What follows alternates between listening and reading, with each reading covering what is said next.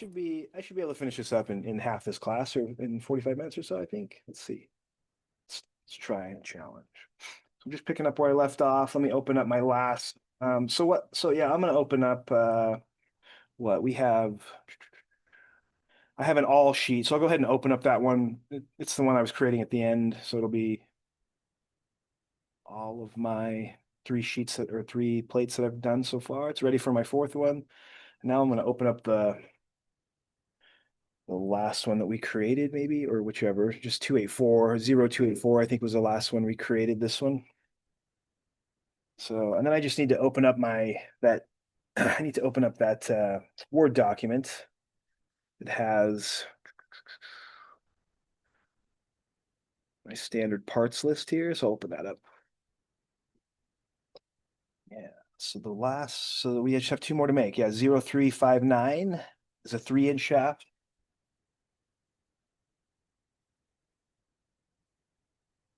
And yeah, let's see here. The only other thing I notice is maybe on Canvas. Do I have Canvas open? Let me open it. I just whatever I put. I mean, the critical thing for these, I guess, is that I have a title and maybe a unique number for whatever seal plate this is. Quantity two, I think is pretty common. So I was just going to speak for a minute just to this, just to your title area. I think it's really common to have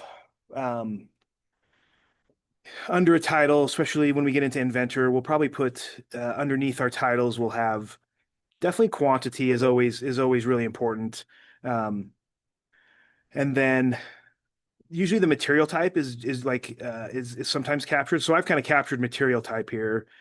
I think on the image that I've showed in Canvas, I think I've said it fits shaft so and so. That would be fine. It's like I just looked at it a different way, essentially. I think if I open up our assignment here and the imagery that I've shown. Maybe I've said fish fits shaft size. One. This was just me. The first time I did it, that's just what came to my mind. Oh, I need to put something in here. I'll put that. I don't know if that's totally necessary. I'm not going to change this out, or maybe I'll change it. Maybe I'll change out the imagery later. But technically, to me, it doesn't really matter. Just the idea of that sometimes I capture stuff under the title block. And in my mind, I think in the things that I usually will capture is quantity, material type, and generally mass sometimes. So those are kind of the three heavy hitters that I think. And scale sometimes. If the scale has been changed or is different for each view, I think it's those four things that are pretty common to have under your title: quantity, material type, mass, and scale that image is at. So I don't have all of that here. I just kind of put a couple of pieces of data there, quantity and material type, and that's all I'm going to put. But it's hard to judge mass on this, obviously, because but when you go to a 3D object and you tell the 3D program what the material type is, it can actually start calculating mass for us. And so that's really handy just for people when they're handling things, especially in the mechanical world. We build equipment, we build, case tractors, automobiles, and all the parts associated with those. It's handy to know how heavy stuff is, especially for lifting and handling people that have to maneuver and move stuff around. It's really a handy thing to have on drawings. And it's pretty common in industry now to include that, especially when it's a 3D program where you can put in those parameters and it actually just calculates it for you. So I'm not going to worry about it here, but just a couple pieces of data there. Quantity, type, material type is all I'm going to put. So you don't have to add the fits shaft, blah, blah, blah, but that's just a piece of data that I chose at the time. Anyway, a little side note there, and I'll continue on. I'm just going to save this as the new. I need to every once in a while I have to do this so that I can see my toolbar at the bottom. So 0359 is the next one I want to make. So I'm going to save this one in my same as a 0359 plate. And then we'll just adjust those parameters, right? So I'm going to probably bring up my properties palette. And I'm going to make sure I'm on my drafting annotation. You guys probably haven't been switching yet, but I've been switching and I kind of have to watch it once in a while. It just changes your ribbon menu. It kind of has some of the same functionality. So it's not like you can't use the other ribbon menu, but it's just a little bit different. So, and then parametric, I'm going to bring up my parameters. Oh, I got to bring back up hold on just a minute. Let me get my user interface set up the way I like it. Ah, I love this. This is better. Okay. So let's see. I've just got to change. I think this one changes everything pretty much significantly right here. So I've got to change the overall profile to 7 7/8, a 3 inch shaft size, 6 inch on the bolt hole pattern, and 3/4 inch for the. So everything gets changed on this one. So I'll pull this over to my other screen and put all these in for my data here. Plate width still going to be the same as the plate height. So this is going to be.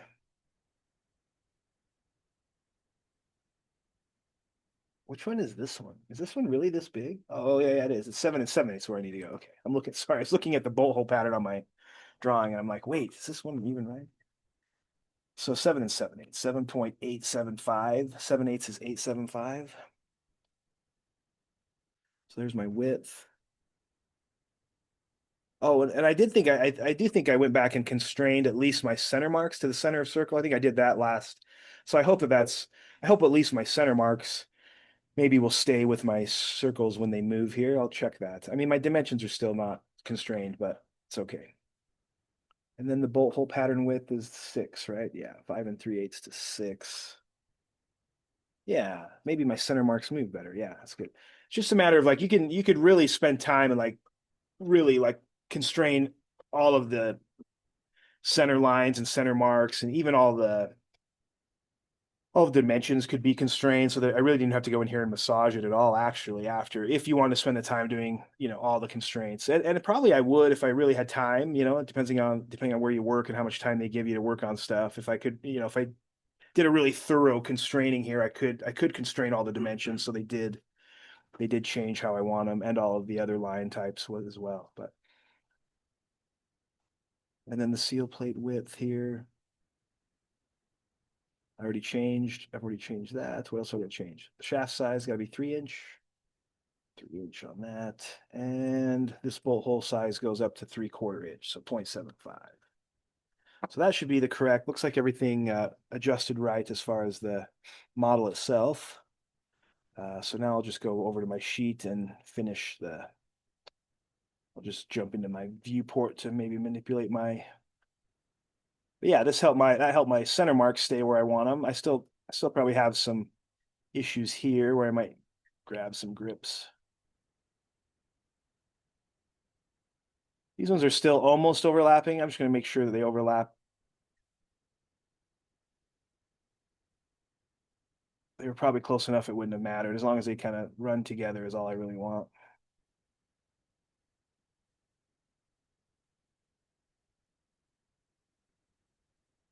And this is pretty common feedback I tell people on their drawings. It's just like, oh, just pull your center lines together, especially where you've dimensioned some of these.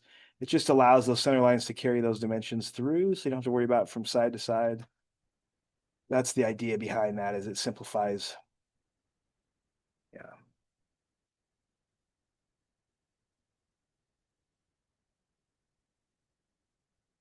But yeah, I could definitely spend the time constraining these endpoints to that, like a midpoint of that line, and then they would always just move for me like this. And so it might be worth it. I only have one more plate to make it, but if I had 20 more to make, yeah, I probably would just spend the time to just constrain these points to these midpoints of these lines. Maybe I'd constrain these endpoints to the center line here, and then it would stretch and move how I want it to actually, and it would eliminate some of this. It's just quite a few more points to manage, but it's good. This one needs to pull out. And then I just need to do the dimensions as well. So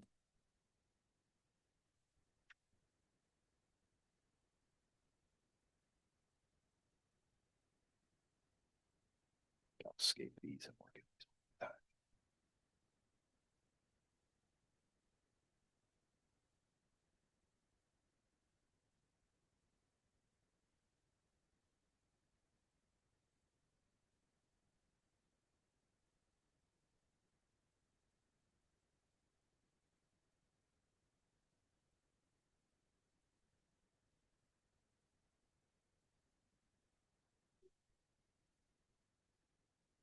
I should be seeing 3, 6, 7 and 7/8, 3 on that, 3/4 inch. So this all looks good. These are holding excessive, to me, they're holding excessive decimal places because I've adjusted them for to hold the correct dimensions on other drawings. Here I don't need all those decimal places, so it's just a little bit uh, sloppy here. So I'm gonna change the precision of these down to two decimal places. If I'm hitting zeros after two decimal places, I'm just gonna drop them. Is what I'm gonna do here. So I'm gonna hold these to three decimal places. I think on that last drawing before I started modifying this one, I don't think I've saved this yet. Oh yeah, I did.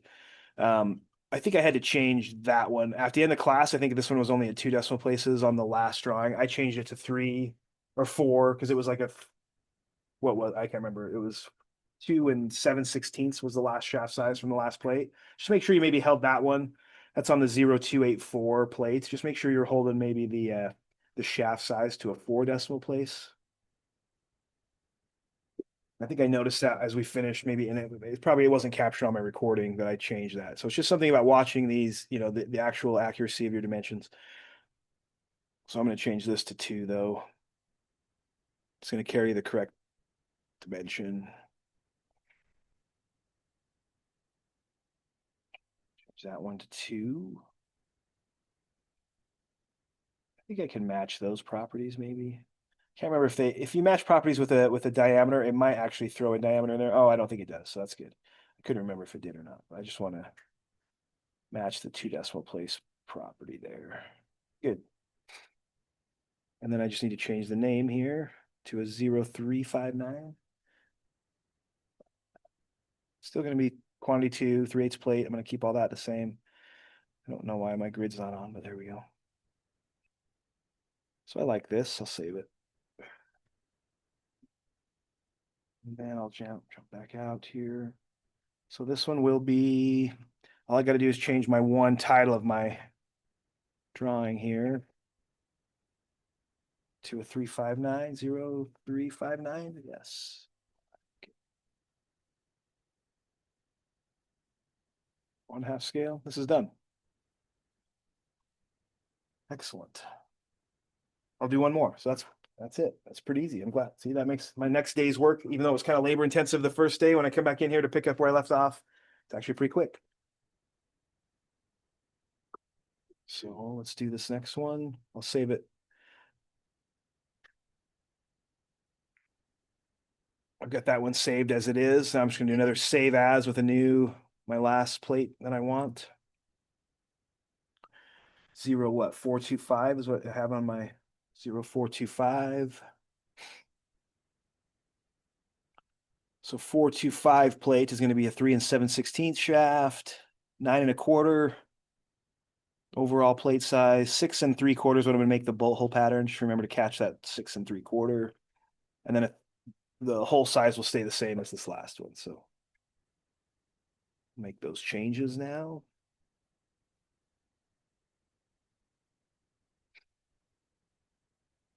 You could change these in any order. It doesn't matter which one you change first for sure. So if you just want to run down through here, but I think I told you that's why I kind of like these names, and I'm incorporating their size by names. That way I can come into a sheet and just change. I can just look and see which data is changeable, which happens to be the actual numbers in this list is the ones that I want to change. So it just helps minimize, how much you have to look through to actually know where to go to change it. So bolt hole size is going to stay the same. Pattern width is going to change to 6 3/4, 6.75. And the plate width is going to change to 9 1/4. So it'd be a 9.25. Shaft size goes out to 3 and 7/16. So that's a 3.4375 is 7/16. And if you forget that, that's why I added this on here. 3 and 7/16, 4.375.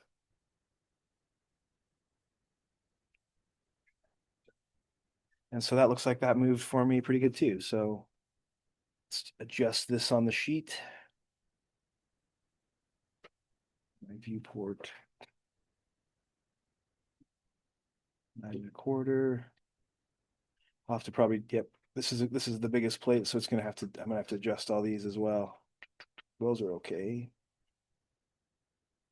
That's okay almost.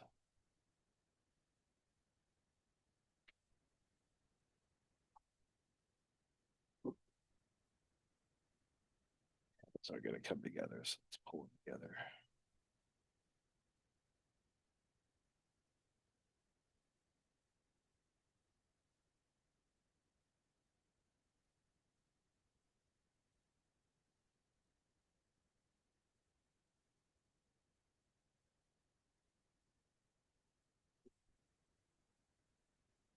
There. Here.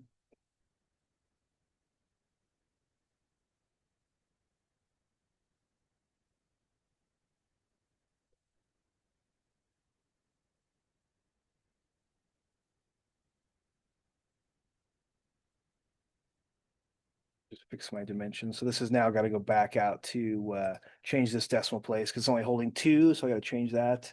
That's okay. That's okay. Let's change these. Oh, that's the wrong spot. Clear up to here.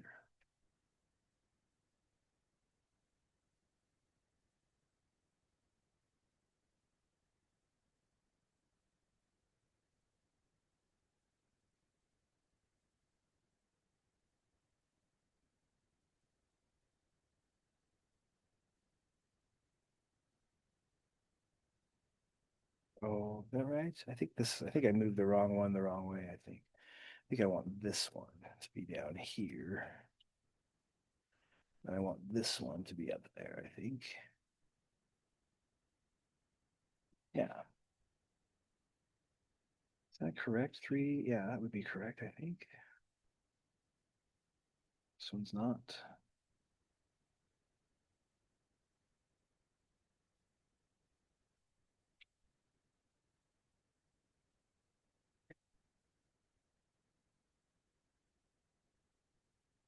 3/4, 6 3/4, three. So I want to carry this one. This is half a 6 3/4 is 3 3/8. So I want this to carry 3.375 is the actual decimal for 3/8. So I'm going to change this one for sure to or three decimal places. Now it's the correct dimension. Those two make sense.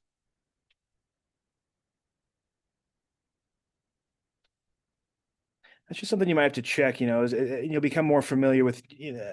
I've talked about this early on when we drafted, but a lot of times I'm going to go back and check, do these two make sense?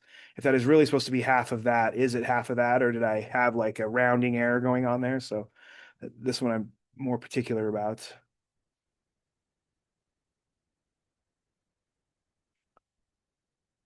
I've got to adjust a little bit here.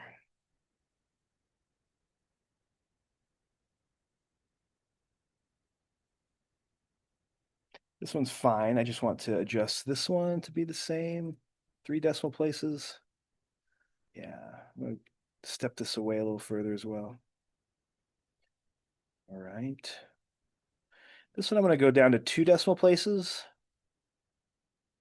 Drop that 0. 925. This one needs to, and so I can do that here too. I'll just match those properties for the two decimal place to here. This one to this one. Yeah. 925, 925. 675, 675, 375, 375. That looks good. This one is okay. This one's the one I want to carry to four decimal places because 3 7/16 is a four decimal place dimension. So I'll step this out. There we go.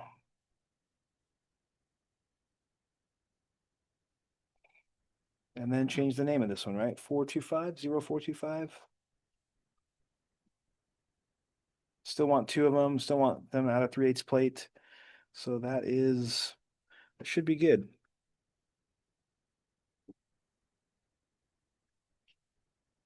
Yeah. I think all these have been pulled back, right? Yeah. Okay.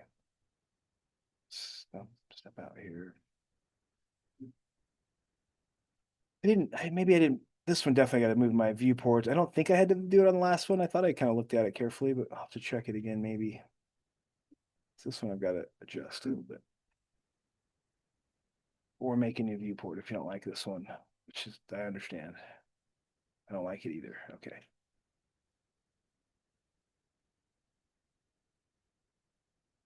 think next year I'll go into all my templates and delete these viewports and add just a simple one. Okay. That works for me. Good. This is the 4020425. I need to make sure my title says it. 0425.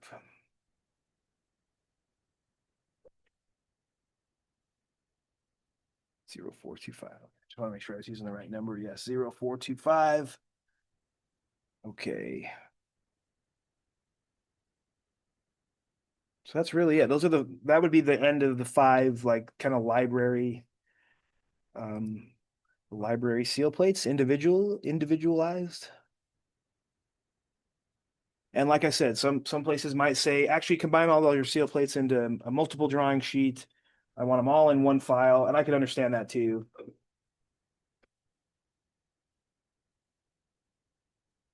Or it's in my library. I have a seal plate folder, and I have like all of the, all of the individual files in a folder. That I could see that way being done too. So really would depend on some design manager's preference or anyway, something. But we'll say save on that. And I just need to bring those two. So I'm gonna open up the one I just made, the 0359. I need to open that one back up. 0359. This one here. I just need to add both of these to my all sheet, and I want to take one look at. I think I'm okay. I think our viewport actually captured all of this one. Okay, a little sloppy here, maybe. Could say more even there. Okay.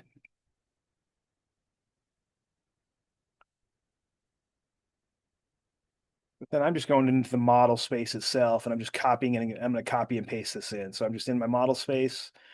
I've got all my layers turned on that I need. Yes. So I'm just going to take all this over, mass selection, Control C for copy. I'm going to go over to my seal plate all, and I already have a place built for it right there to paste it in. So I'm just going to go Control V. There's my 359 plate. Yep.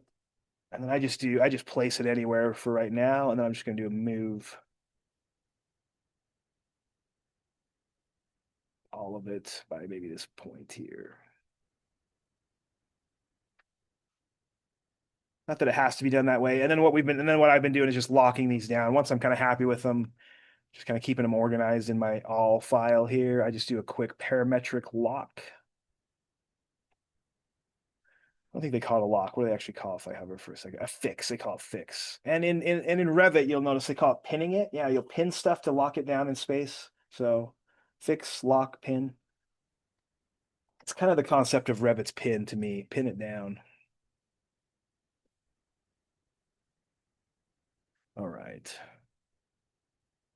Problem is sometimes you forget how things are pinned down. I don't know. It can be annoying to move stuff once you've pinned it. I've tried to keep mine like I've locked mine down the same in every one, and it's just so that I can come. Did I lock this one? I don't think it has a lock actually. I'm gonna check that real quick. I just grab this thing. Yeah, I never locked down the third one we brought in for some reason, so I'm gonna go ahead and do that. Undo what I just did. Pin that one down too. And this is the way I would model is I guess if I had chosen it wouldn't matter how I pinned it down, but since I pinned the first one down this way, I've kind of tried to keep a uniform plan here. All I'm trying to do is somebody else a favor too, if they ever get into my model and design, if they can identify what I've done, maybe it's kind of systematic through it. I'm not just like randomly doing stuff all over. Everything kind of has a system, even if you're building your own system. Okay, so I've got one more to bring in. I think what I was doing for the next ones, I'll just turn off those for a minute, hide all those constraints for a minute. They get kind of annoying. I think I was just doing a copy of my little vertical construction line there. I was just copying it over and out of the way a little bit like this, giving myself some space. It's only constrained horizontal. I could actually pull it, but all I need it for is just a place to drag and drop. So I'll grab my other one, which is the 025. This one here. 025. I'm gonna do a copy and paste on it as well. Mass grab, Control C, go over to my other drawing, paste it in here, Control V. There it is. Go ahead and do a move, that whole thing. Right. And I'll move it down here. Go ahead and pin that thing down. And this, at least my all model space is kind of done. I'll turn those off again now. I'll just hide all the constraints. Seems like they come in turned on when you copy and paste them, but all right. That should be good. So I think at this point I go ahead and turn off my construction layer. I'm going to go mess with my viewports and finish out this drawing. So let's see here. Turn off my construction stuff. Well, it could be helping. I'll leave it on for a minute because I think when I place this, I'm probably gonna do multiple viewports, and I actually kind of have an alignment. If I use my construction line maybe to help me do some alignment on my sheet, I'll leave it on. I'll turn it off when I get my viewports ironed out here. So I'm just gonna go over to, like I said, you could do this a number of different ways. I'm gonna go over to my B-size sheet. I don't think I've done any work to get it fixed up here yet. So, um, and what is this viewport? It's one of the, I'm going to delete this one. I'm going to bring in some new viewports, I think. Just a new viewport layer. So I'll do what I did on the example, which is at half scale. I do think if you put them in a quarter scale, you could probably fit them all on one sheet. And so if you want to do that, that's fine. That wouldn't be wrong. Well, in fact, it might be, maybe I'll do it that way. Maybe I'll bring mine in at a quarter scale because I'm going to also make a DXF out of this sheet. And so maybe that'll just be easy. It's just on one sheet. Yeah, why not? I think they still look good at a quarter scale. It's just that you may have to adjust your dimensions a bunch. That's the only, I think that's okay. So maybe I'm going to back up. The only reason why I didn't do it is because then I have to go back in and change all the dimensions a little bit, like readjust them, their spacings and stuff. If I change the scale. So I think I think I will just keep them at drop them on here at the scale they are in the from the original. That makes sense. Yeah. And then because the way I've got just the way I've done this on their individual sheets. They are at a half scale, I think. Let me check this. Yeah, half scale is what I put them on these sheets. So to keep myself from having to adjust all that, I'll just keep them at that scale on my all drawing,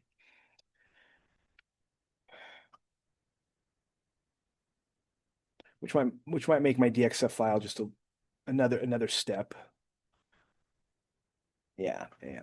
DXF files tend to be like bundled pretty tight with whatever I can fit on them. Um, Especially if it's the same material type. My DXF files just become cut files is what I really call them. And so I really bundle all my parts on my drawings that need to be cut out of the same material on the sheet. So I'll fill those up because you don't have dimensions you're dealing with DXF files is the other thing. I don't even want the dimensions on them or anything. I just maybe need a title is all I need and no center lines or no hidden lines. It's just visible cut lines is all they want to see. And so I can usually bundle those parts on a sheet, a pretty tight sheet. Um, yeah. Anyway, we'll talk about that when we get there. But I think I'm just going to leave them at a half scale on this new sheet. I just need some viewports. So I'll add my rectangular viewports. I might be able to do one viewport for like three of those. I don't know how big I've got them. So I'll put in one big viewport here. We go to a half scale and see what that is like. Half scale.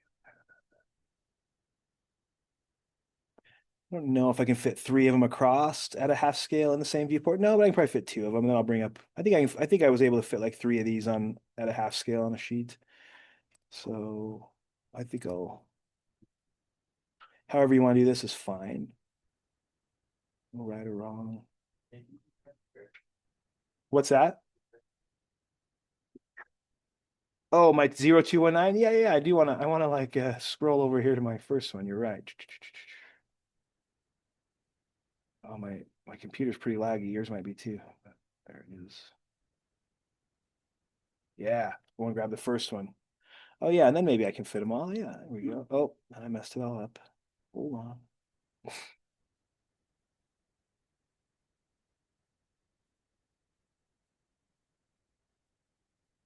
Good call. Might still be just a little bit short.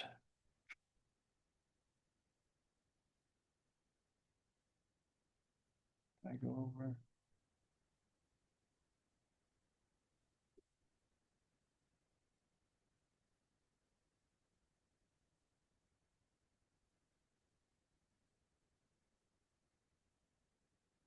I'm close. I won't be quiet unless I adjusted some dimensions. So I'm just going to do two. But yeah, if yours fit, do it. It's just the matter of where I place mine, which was just the spacing's a part of mine or no particular spacing. I think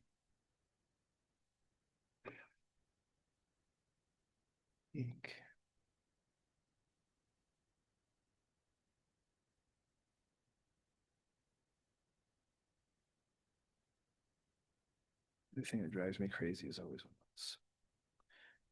yeah, mine. I'm gonna drop my properties manager out. This could be what's kind of lagging mine up is that I have my proper or my parameter manager up. You can see that once these all come in, they get pretty complicated.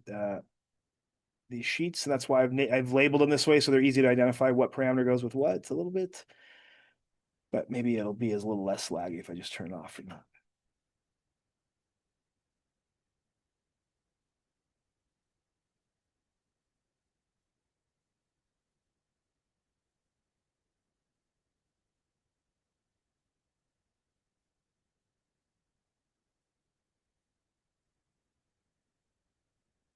Sure, I'm gonna bring in another layout because I can fit three of them in here, I think, right here.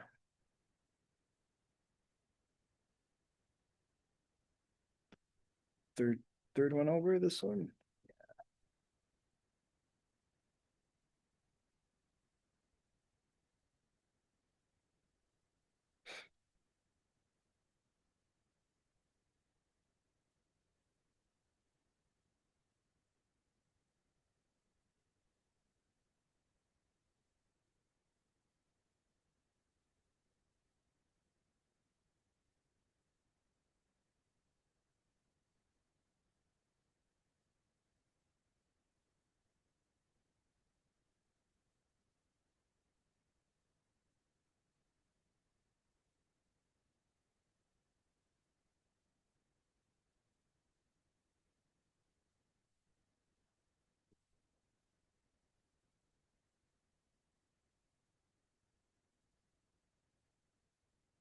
That will work okay. Let me see if I can drop that down low enough to line up.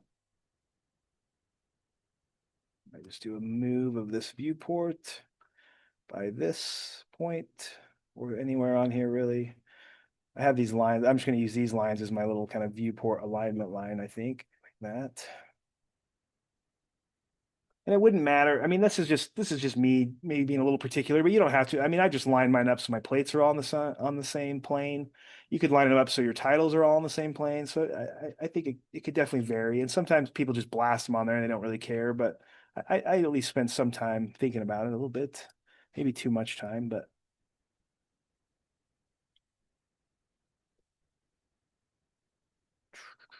I think I'm happy with those three plates on that sheet.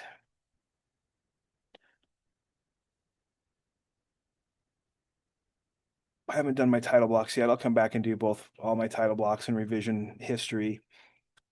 Technically, I could delete the revision history on this sheet because I really only need to carry it on the first sheet. If I've got multiple sheets, if you got, so I'll adjust my blocks here. I'll just finish my viewports. So I'm going to add my other two on this particular second sheet that I have. And remember to make a new copy of your sheet. You can just be on your sheet and right click it and then say move or copy. And so you could say move or copy. Oh, you have to select this to create an actual copy of that. We're going to create a copy of your layout. So it's kind of default to move it. And you have to check this box to say create a copy. You can move it to the end and say okay, and then it would throw this one up. Of course, it'll make a copy of whatever you have on there. And so I made my copies originally without any data on them. That can be kind of annoying because maybe all the title block work that you would have done, you would have wanted to just copy over and you could have deleted those viewports. So it's tomato, tomato, however you want to. I don't really need three sheets. So I'm going to delete this one, but I do need a viewport here though. Layout, rectangular. I'll see if I can capture the other two in one viewport right here, these ones. If you'll let me come in here. I'll still keep them at a half scale.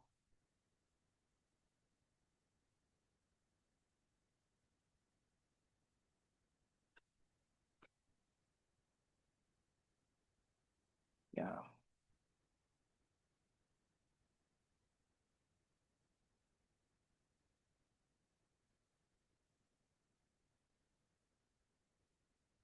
Bottoms good.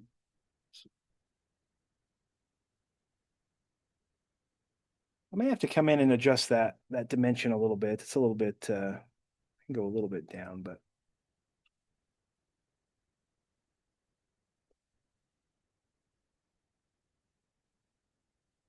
If I, well, it'll fit actually, but if I ever end up having very many revisions, I may have to shove that thing over, make a new viewport for it, shove it over, may even have to scale it down at that point. So that's okay. That's for another date, potentially. Generally, I do try to like leave myself a room so I don't have to like do a change. If I have a couple or a few revisions, one or two, I like to leave myself room for a few revisions before I have to like manipulate the whole view. Right here, I've only got myself room for barely one. So just keep track of that. Don't crowd your revision history block right off the get-go because you'll just be ending up when there is a revision, you'll have to be rescaling or resizing.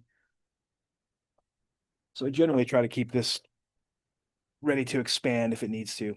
Technically, I don't really need this one on this sheet because I'm going to carry the like overall revision history on this sheet. So this one, in some ways, I could just get rid of it right here, just delete it out.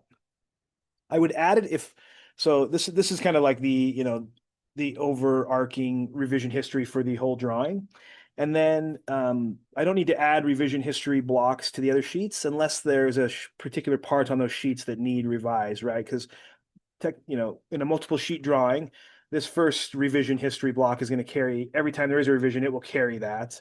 And it will usually say see sheet 2, 3, 5, 6 or whatever for whatever revision it was. But this first revision block is going to carry every revision that ever happens. So it can become a pretty long, depending on how complicated your drawing is, it can become maybe a little longer list for the main revision history. And then if the revision that came back, maybe it was one of these two plates, then I would put a revision history block here.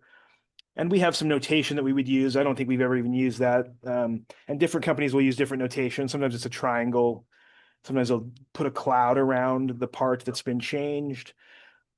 I really should implement that into our practice because that is we haven't done that, and there is some markups that happen on a revision that we haven't done yet.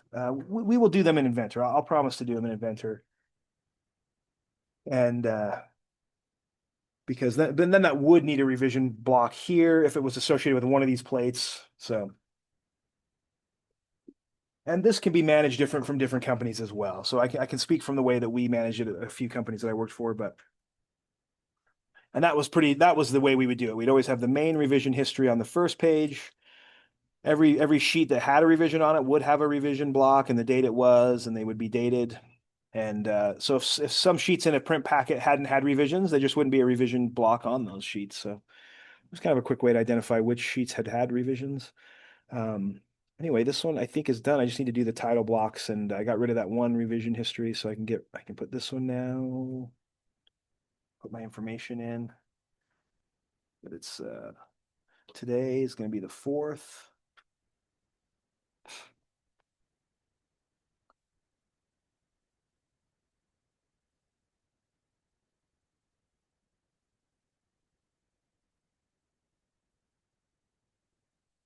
Sent to production. Still Rev 0. I've been putting NA for those. Okay. Oh, I didn't do it there actually. I have been putting NA in here, I thought. Just didn't highlight it. And then just need to change my material to stainless steel on this one. And my scale is a half scale for mine.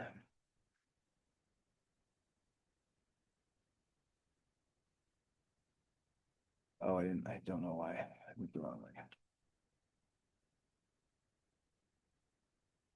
Stainless steel, drawing size B. I'm the drawer. Why is my M not working? There it is. Okay.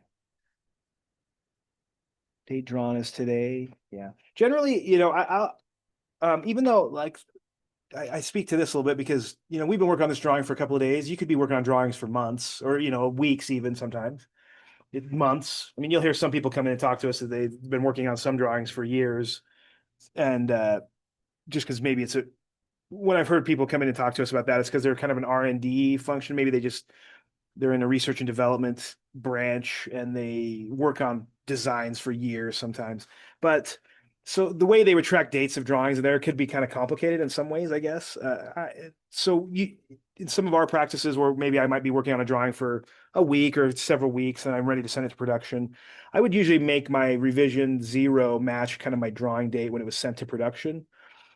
Um, so some of the design groups I worked for, they weren't really concerned about keeping the drawing dates from the day I started the drawing, but I could see that some companies would be. They'd want you to mark your drawings the day you started, and then we would have like a time. We'd be keeping track of our time while it was in design and engineering, maybe before it went to production. I could see the window of time from when I started the drawing to when I sent it to production, and so I can see some companies maybe would like to track that time for sure. I mean, design groups, man, engineering groups are going to track that time, but and maybe one way they could track it was with the dates. They could look at the dates and say, this is when you started, and then this is when it was sent to production, is up in your like revision history block. So I have these different, seems like conflicting dates on my drawing, but really it kind of tells a story that this is when the drawing was started, this is when it was done in engineering and design and sent to production. And then the revisions would all have their own dates when they happened. So dates are super important. And so there could be a real systematic approach to how companies want to track their dates on their drawings. So I'm going to make mine match my revision history as I always have done, kind of. Like I'm ready to send it production. And that's kind of how we would do it in-house. We would track our time differently, not by dates on drawings.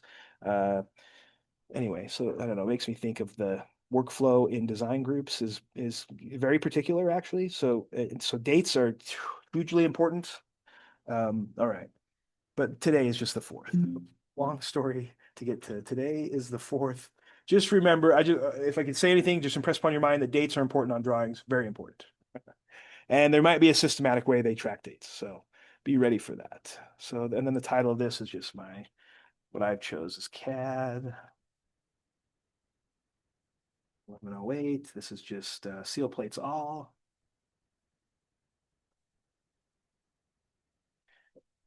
Plates or plate, I guess. Seal plates all. They'll go plural. Okay. Apply. Okay. That might not match. I actually have seal plate all and seal plates all. This could be, I mean, these little particular things are important. They don't seem like important, but they might be enough for somebody to say, revise that. Your title doesn't match your drawing number. So just be ready for that kind of stuff too. I do like that my material is not MR. Somehow I saved that wrong. My material should be stainless steel. Yes, good. Oh, that's better. They'd be like, what materials MR? Yeah, sorry. And I didn't get my drawn, but so I kind of fumbling here pretty bad. Like I'm not like applying my changes here. Oh yeah, I think when I'm hitting something, it's like jumping around is what's going on. When I'm hitting M, it jumps to material. Oh yeah, good. MR. Good, good, good. Material. That's what's happening. I'm hitting M for my name and it's jumping over to material and then like typing in my name. Okay.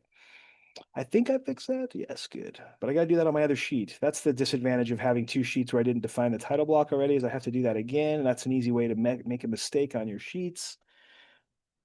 I could copy and paste that one over and delete this title block. But that's okay. I'll just do it again. See if I can do this better.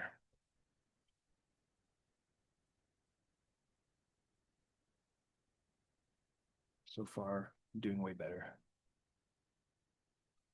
12, 4, 25.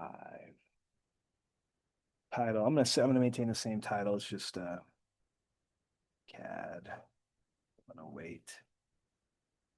Plates all. And I think that's it. Oh, this was actually a sheet two, so I just need to make sure I do my sheets right. Sheet, enter number of sheet. The total number of sheets is two. Sorry, two. I'm gonna call this sheet two of two. And I'll call this sheet one of two. So I just need to change that too. Total sheets are two in this drawing. Sheet one of two, sheet two of two. I like that. And I think I'll keep this as just like two sheets. I think I added one thing. Yeah, I know I've got my stainless steel plates in my description, so it might be redundant, but I'm going to do the same thing that I added to my. I can't say I did it on my last two. I'm going to check them. I have them up, but I think we added like a second note here that material is stainless steel 3/8 plate. I think I did a fractional. Oh, stainless steel plate first. Stainless steel plate, 3/8. You may have studied in our materials section of theory that plates and sheet steel is just different. Usually, it's just based off of thickness. Once once plate or sheet gets to a certain dimensional thickness, it goes from sheet to plate. And in my mind, I think it's about a quarter inch. I'm wrong a little bit probably, but it's around the quarter inch thick. When materials are starting to be quarter inch and thicker in size, that's considered plate. And sheet metal can be, and it's just really fabricated different at the manufacturing level. When you get into sheets, you can do all kinds of different kind of cold or hot rolled sheets, and so they're anyway. There's quite a few more options in sheet metals. So sheet metal is something we're going to explore in Inventor because it has a whole systematic approach to designing with sheet metal, and it's so we'll dive into the difference of plate and sheet next semester. But I think this I'm happy with. Nothing catches my eye, so I'm just going to turn off my. So I align these so that my but which however you want to align your viewports is fine, and even not aligning them isn't the end of the world on this either, but. I've seen some drafters be pretty sloppy. I blame them as engineers that became drafters, and they were a little sloppier with how they built and I felt like drafters were a little more particular in how they laid their parts out on sheets. So I feel like I'm a little particular, but you'll see people that are lazy about it. And honestly, as long as the information's there, it's not the end of the world. And these are pretty simple drawings. When they get more complex, to lay them out, it's just, a nice, easily viewable layout is helpful instead of just like sporadic all over the sheet. Hard to track down where section views and detail views are, but it's pretty straightforward. So a little misalignment here wouldn't matter, is what I'm saying. But let's see. Let's save that thing. I'm going to just go ahead and turn off my construction layers of those. Oh, I got to do that in every viewport. Do I? Maybe I just need to unlock that one for a minute. What's going on here? Wait a minute. Oh, there it goes. It's just being weird. You just get these viewports do weird things. Sometimes they just don't automatically update. Make sure your annotations are updating, the annotated objects and annotation updates are happening. Sometimes you have to unlock stuff for a minute. I'm going to make sure I have my viewports locked right now, but I think after checking all that, I'm happy with this. Do a quick preview of one of the sheets here.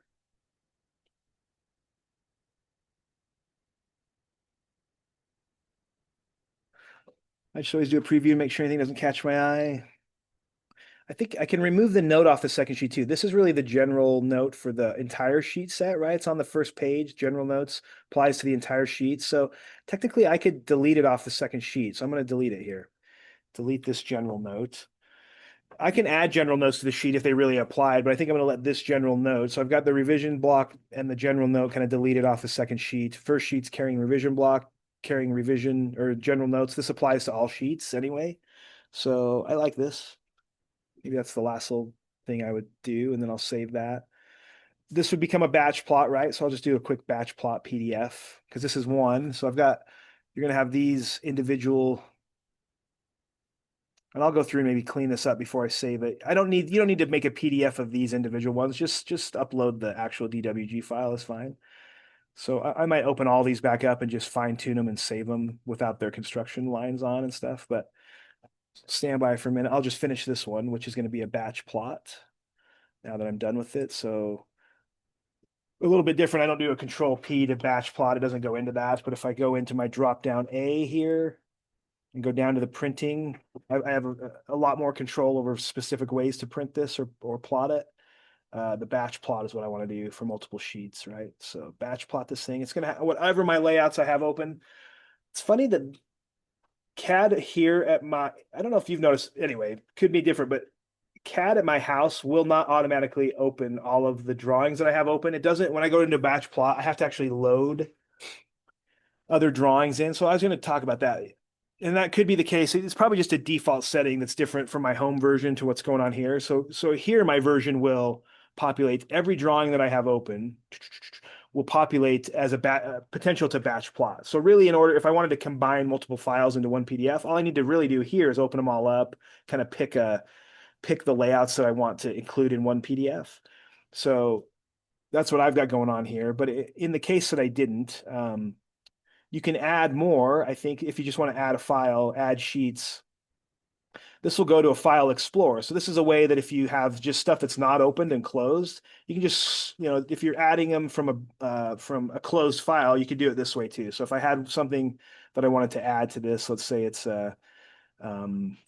let's say it's in here, but it's this table drawing if there is one, or maybe there isn't a table drawing. Yeah, this one. I'll just say, oh, I wanted to add this one to it, so I'll select it.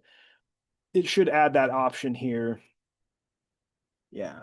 So even without opening the drawing, you can go and add stuff that's closed from this file browser to your batch plots. So just wanted to point that out. Let's cancel that though. I don't really want those. So the way you get them off of there is you just select them and minus them, right? So select, I can shift select, I think here. Get rid of those. I'm not going to do the layouts here. All I want is my or my two sheets on my drawing. So I don't want any of these individual sheets. Yeah, so just watch this. It was something I caught the other day when I was working. I was like, oh, mine don't automatically load at home. I think it's AutoCAD 2025. It is. I have the same version. It's just that I've got some default setting that's different at my house version versus this. So I'm going to publish this to that file as this 2-page batch plot.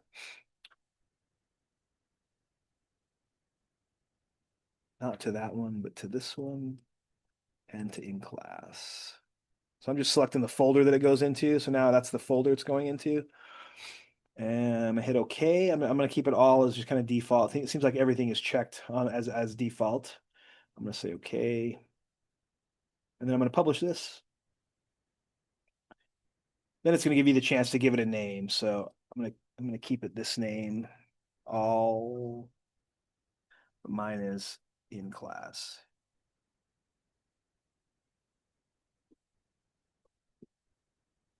I'm not going to save these current lists, but okay. That one says it's done. These ones don't automatically open. If you're doing single sheets, it seems like they automatically open your PDF previewer. This one does not, so I will open mine up. There it is. I'll just always preview it. Make sure it's correct. Okay.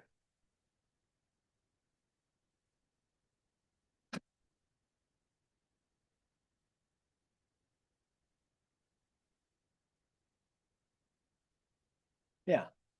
So that would be the 6th drawing that you want to upload. So that's 5 individuals, 1 batch plotted, all of them. That's great. I included, and then we'll just do a DXF file separate, I think is what I decided. I'll just do so the DXF file is like, okay, that's all great and dandy. That's the information for us to work from. And the DWG file. So a DXF file, I think I don't even know, what does DXF stand for? Let me look this up real quick.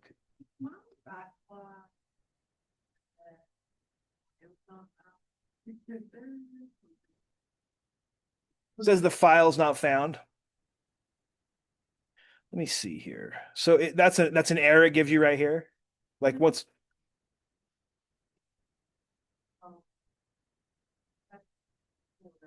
yeah.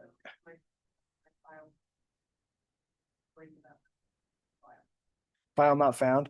Oh yeah, maybe it wasn't done processing yet. So let's maybe come up and I'll do mine again and just see what kind of oh shoot, I just messed up I never locked down that viewport. Let me undo that. I had a viewport that was not locked. Let me make sure all mine are locked here real quick. And then I'll do another one and see if I'm doing anything different than you're doing here. So got my sheets up. I'm ready to do a batch plot. I'm going to close mine because yeah, I did have it already closed. If you have your PDF open, or just make sure it's closed if you're ever going to do a resave or redo it. So let's do another batch plot. So I come in here to batch plot. This is coming up correct though. Yeah, so this comes up correct. Here's I'm going to get rid of this drawing layout. I don't want that. Those are my sheet layouts. Make sure you pick where you want to publish it. So I went in here to the publish options. Is that it? So it didn't, yeah. Oh yeah. So yep. And I'm making sure I'm publishing to a PDF. So mine might just be preloading from the last time I used it. I can't say, maybe yours is always at a weird default. So make sure it's published to PDF. I'm not going to really give it a name. It gives you an option to give that a name at the end too. So you don't necessarily have to, but yeah, publish options, pick the folder where you want it to show up in. So that's what I did. I browse to my particular folder where I want it. And then I select it and then I say okay. And then it's going to give you the chance to name it in that folder, right? I think. Oh, well, once you hit actual publish here.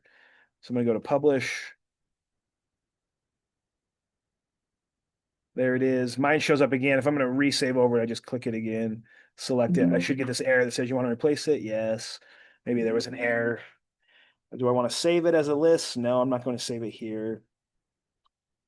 Probably pretty common to actually give it a name, especially if it's a really complicated number of sheets, 10 or 15 sheets. You probably would give it a name. Then it might pull in those other drawings again without you having to go search for them. But if you were adding other drawings, and then I'll just double check that it's there. Yes, there it is. Yeah, hopefully that works for you. And then the last, so just a couple little like house cleaning things that I want to do is just, so I'm happy with my all sheet. I just want to do a double check. Like since my other ones are like library type files, maybe I just want them to be like cleaned up for the library because I'm anticipating other people are going to be using those drawings for other workflow. And so I'm just going to go through and just check it myself. A lot of times library farts or library farts. Yeah. Those are individual. Yeah, those are strange file types. Oh, silent but deadly. Libraries are technically quiet, so you got to sneak those in. Let's see here. Library parts will, what was I going to say about them? Now I'm totally off track. I cannot remember. But I'm going to open these up. Oh yeah, they're going to be, oh, they might be just be stored on a server somewhere, right? They're going to be stored either on an in-house server or somebody might have a cloud-based type server like a Vault. Autodesk has a program called Vault, which is really a library manager where you'd be uploading these to. And what it does is it keeps it, that's the only file of that one. And if anybody wants to like use that, they have to like check it out. So just like it's like there's only one copy of that file that the company's using. It's in the vault. If you want to use it or modify it, you got to check it out and then check it back in. And and if you go to like use it and somebody has it checked out, you'll get this note that says, "Hey, this is you can't even get it because somebody has it checked out." You could preview it and look at it and think you're making changes, but because somebody else had it checked out, you're not able to check it out. And that's kind of how a vault system works. And it's really a great way to, it's configuration control is what we call it. It controls documents so they don't have like 15 of this seal plate 0144 floating on other people's servers. I don't know which one is the correct one. So Autodesk and other companies have developed kind of a vault library system in order to keep, kind of one unique file that is the master copy. And that's kind of the idea here. Companies that don't want to invest, because those programs are fairly expensive, I think, to own and manage. Um, so some companies will just put it on their own server and then sometimes they'll have permissions to get into those files based off just some server permissions. But anyway, companies definitely handle their library parts differently. Um, but what I'm going to just do is do a quick check of all mine and just make sure. Yeah, see, I have like my constructions line put on and everything. That might be kind of handy. It just depends on I'm going to turn them off. So my workflow here on this is just going to be, before I'm going to send mine to my vault, I'm going to turn off my construction. I'm going to save it like that. And so now I just have this. And like I said, some companies might want you to have the actual DWG file and a PDF in the library or the vault together so that people without CAD can preview a PDF and know what that file is. And so and so I'm happy with this. To me, I'd say like this thing is ready to be uploaded to a library. So now I can go ahead and close it. And I'm gonna preview all of my 5 plates and just kind of put them up the same way. Here's 029. I'll go to its drawing. I'll turn off the construction stuff. This would be where I would also check that maybe the one thing I should have checked on the last one was, are my viewports locked? Yeah, cool. Everything's kind of locked down. Everything's labeled correctly. Yep, save it. And then nope, you don't have to PDF these. All I really want is the DWGs of the library parts. Yeah. So So I'm kind of breaking the rule. Normally, you're probably most common, your library part will have a PDF with it for the very reason of letting others without CAD view your files. And sometimes that's how people would send markups to me is they'd pull the PDF, they'd mark up the PDF, and then they'd send it back to me and say, hey, just change this to the library part. So sometimes project managers would do that to me. And anyway, and then of course I've got to resave the PDF once I've made the revision changes.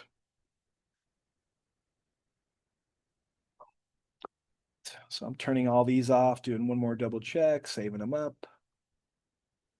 That's 028. So I'm just gonna do this two more times. 035. I think I think I have my construction layers on all of them the way I originally saved them. That's fine.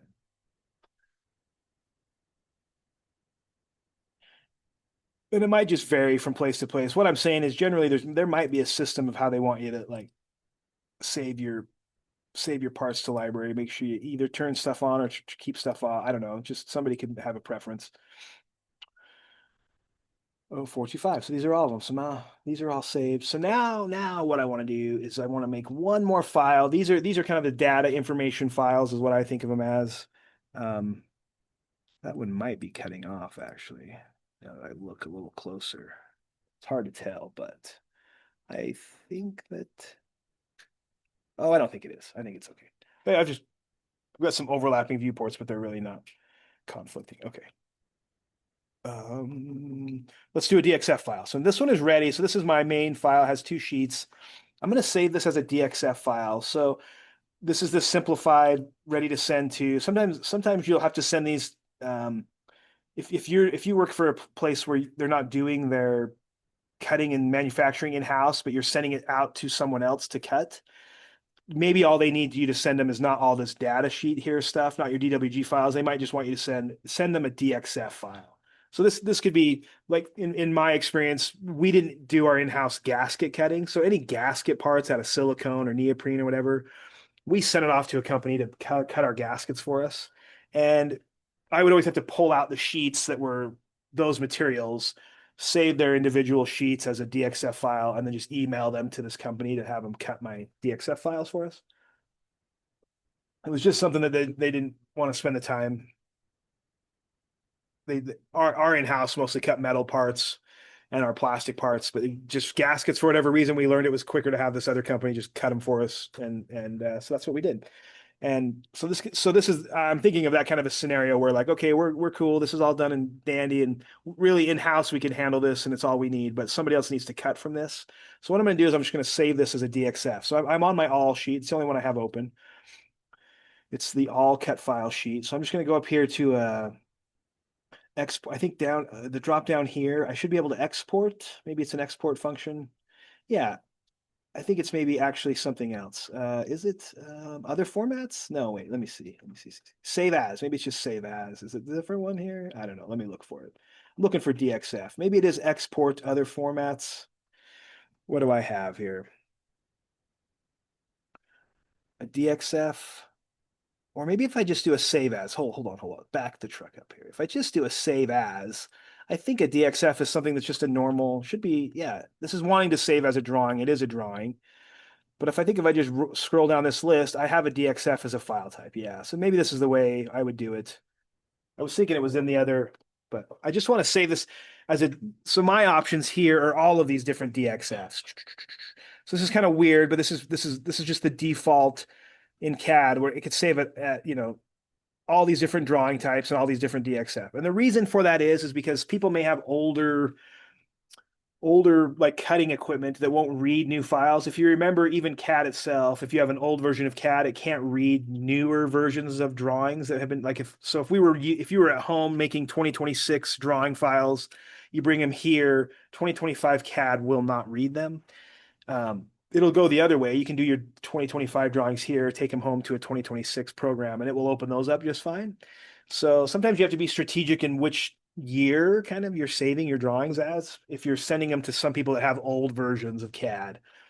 And so it's the same way with DXF files. Because the DX, I never looked up what that stood for, but what does it stand for? DXF? Digital exchange file. Yes, digital exchange file. And what it is, it's just a really old file type that is kind of like a shareable. it's not so proprietary to AutoCAD. So it's like all these different programs will open a DXF file. So it's a digital exchange format, yeah, or file. Yes, exactly right. And so it was just something that made sharing file types, universal. And so the reason why we would need to do this is because generally it's a cut file, a laser or some type of equipment's going to cut this thing. And those particular equipments come with their own software generally, but their software they come with to manage how they cut, whether it's a laser, water jet, plasma, these cutting pieces of machinery. And I do promise we are going to do some tours, I think, after Christmas of even we have some of this equipment in this building that we would love to go see. There's a plasma table in the welding shop we could go look at, but it just has it has its own software on it, and but it has it's readily available to import a DXF file. So it's just that's the shareable file type. I don't have to have some modern equipment will also open DWG files if they've incorporated that into their software packages for their cutting equipment. But it's just a shareable file, a more shareable file. So I think even maybe some internet browsers might open DXF files, so you don't have to have CAD to open them. So I'm just going to select that. For us, I don't care which one we select. I'll just select the newest one, 2018 DXF. Um, so I'll pick that one as the file type. Of course, I'm going to save it in my same folder where my drawings kept and where my PDF is. I'll even keep it the same name. It's just going to be a DXF file.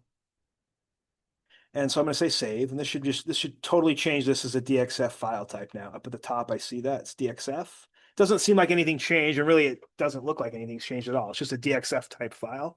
But now I'm going to go through and strip it down and simplify it.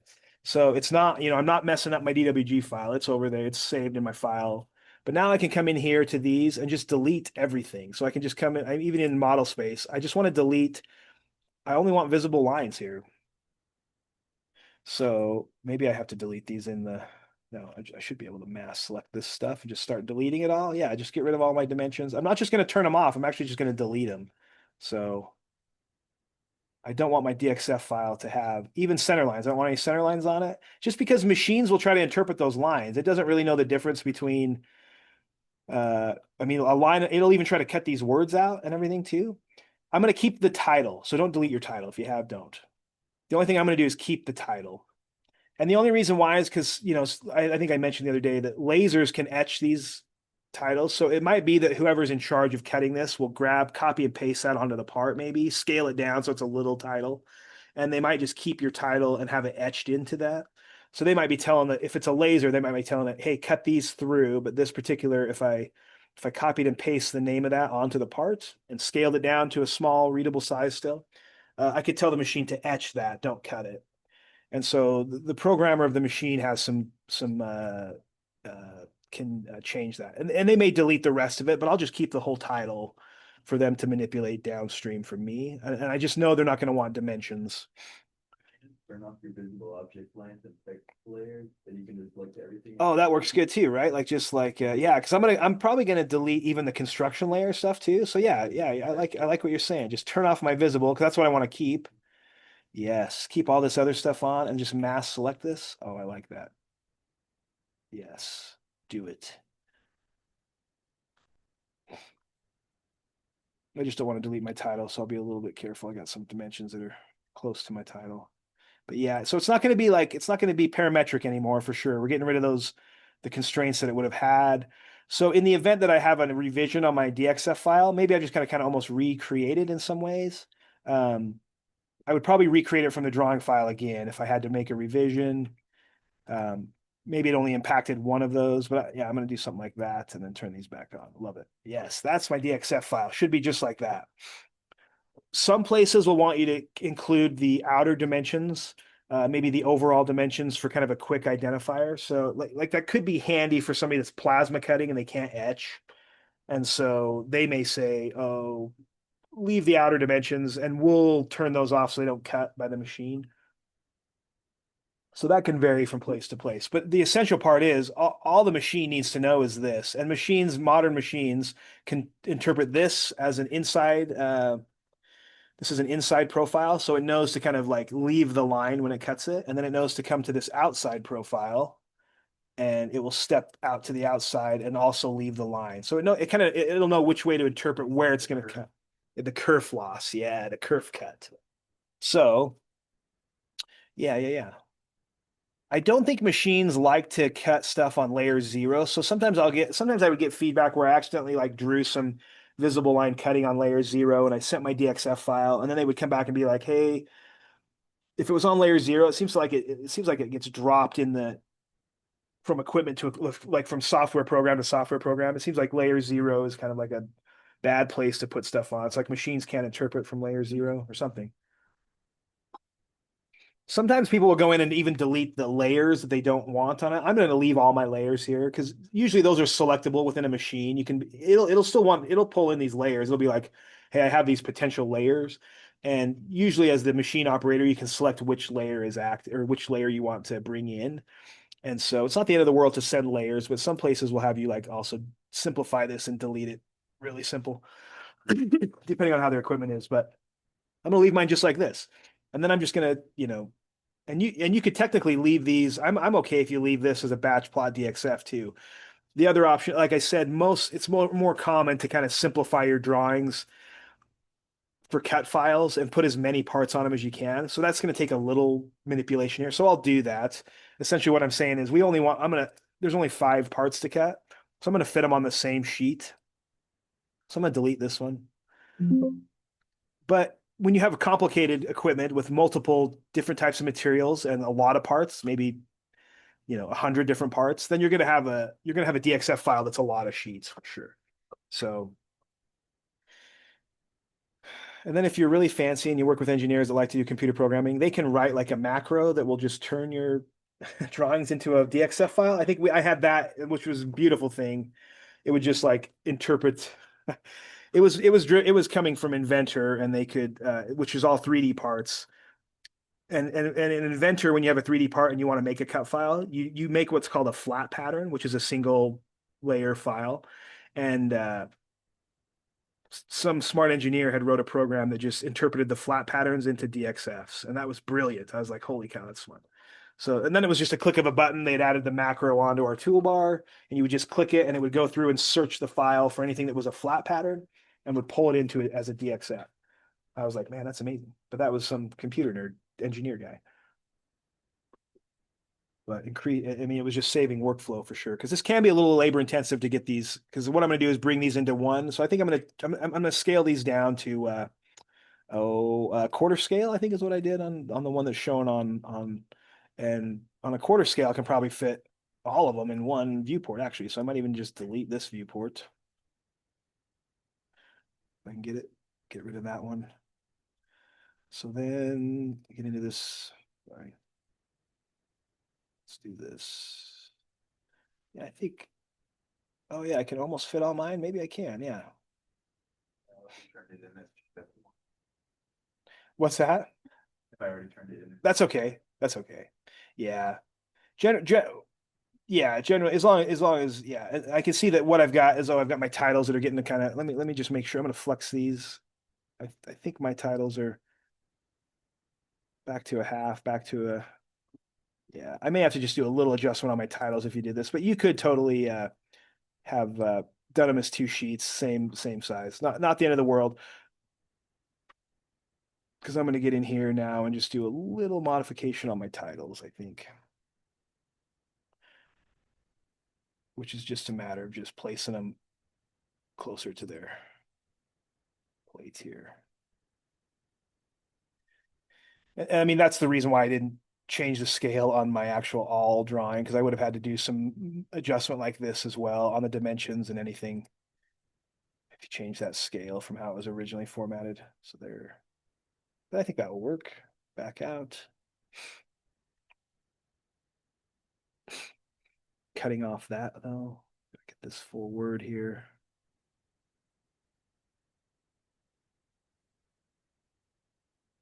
Yeah, I've got room to spare.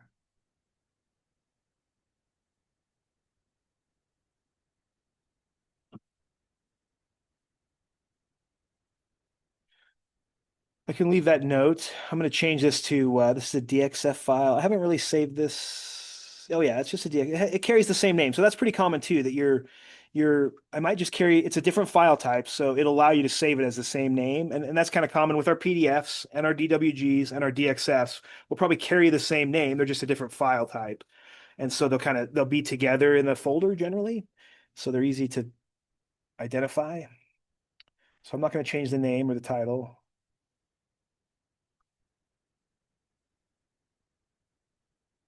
And that thing is ready. I'm just going to change. I think the only thing I do have to change is that I'm actually at a quarter scale, so I'll definitely put that. What can be really particular, especially for older equipment, is that when you make so this is what I'm going to send to someone. They're going to open this up. They're going to know that it's at a quarter scale. They've kind of got to factor that into potentially um, in how they make sure they cut it at the right scale.